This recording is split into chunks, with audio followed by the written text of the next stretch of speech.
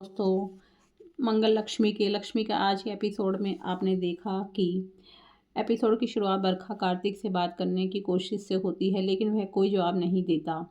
बरखा उससे पूछती है कि क्या वह उसकी बात सुन भी रहा है। कार्तिक कहता है कि वह सुन तो रहा है, लेकिन उसके सिर में दर्द है और वह चला जाता है। बरखा को लगता है कि कार्तिक बहुत प्यारा है और वह उसका मूड ठीक करने के लिए उसके कपड़े ठीक करने का फैसला करती है। ऐसा करते समय उसे दूल्हे के वेश में कार्तिक की एक फटी हुई तस्वीर मिलती है। तस्वीर देखने के बाद बरखा मानती है कि कार्तिक पहले शादीशुदा था, उसकी पत्नी उसे छोड़कर चली गई थी।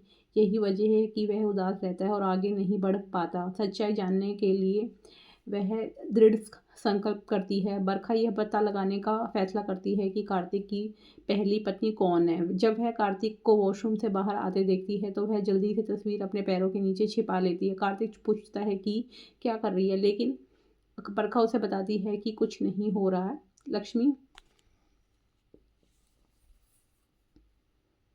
लक्ष्मी दादी द्वारा उपहार में दी गई चूड़ियों को डिब्बे में रखती है और वॉशरूम जाने से पहले उसे अलमारी में रख देती है। भवानी लक्ष्मी के कमरे में चुपके से घुस जाती है और चूड़ियों का डिब्बा बदलकर नकदी और रसीदे वाला एक और डिब्बा रख देती है। व्योम को अपमानित करने का लक्ष्मी से बदला लेने की कसम खाती है।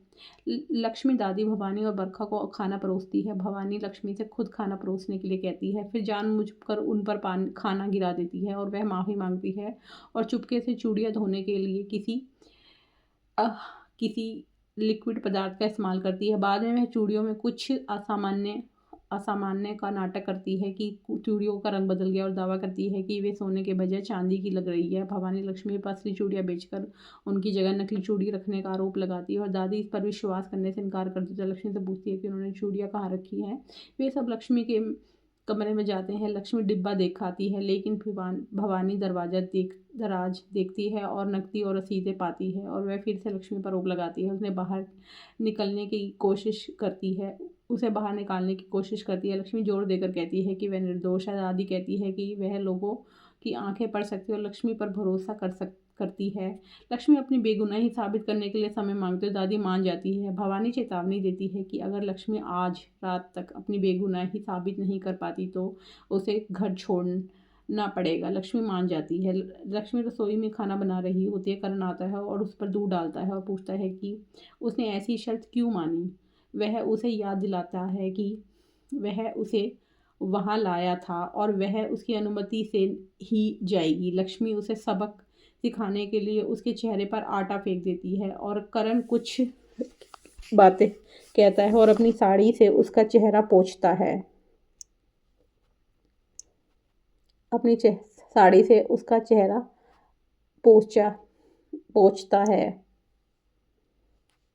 बरखा कार्तिक के अतीत के बारे में ऑनलाइन जानकारी ढूंढने की कोशिश करती है, लेकिन उसे कुछ नहीं मिलता। वह अपने मैनेजर आशीष से कार्तिक की पहली पत्नी के बारे में किसी भी कीमत पर पता लगाने के लिए कहती है। बरखा का मानना है कि उसके करीब आने के लिए उसे उसका अतीत जानना ज़्यादा ज़रूरी है। लक्ष्मी अपनी साड़ी साफ करती है और कमरे में एक दर्द पेन किलर पेज देखती है। कार्तिक को दिल्ली से अपने दोस्त का फ़ोन आता है। उसे पता चलता है कि आशीष उसका अतीत खंगालने की कोशिश कर रहा है। वह चिंतित हो जाता है और बरखा को लक्ष्मी के बारे में पता चल सकता है।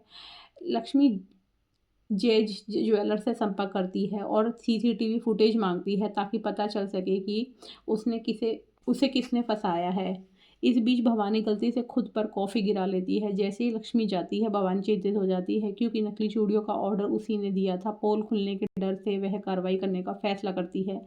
लक्ष्मी को याद आता है कि उसकी भवानी को नर्स को अपने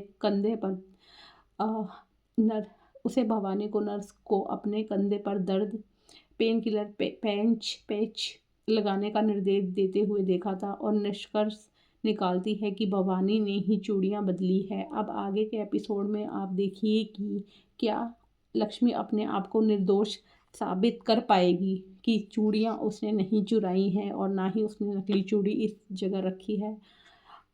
और क्या पता वो ना साबित हो पाई तो वह उसे घर से निकाल देंगे। क्या करण उसे घर से निकलने देगा? अब आगे का एपिसोड जानने के लिए हमारे चैनल को लाइक और सब्सक्राइब कीजिए।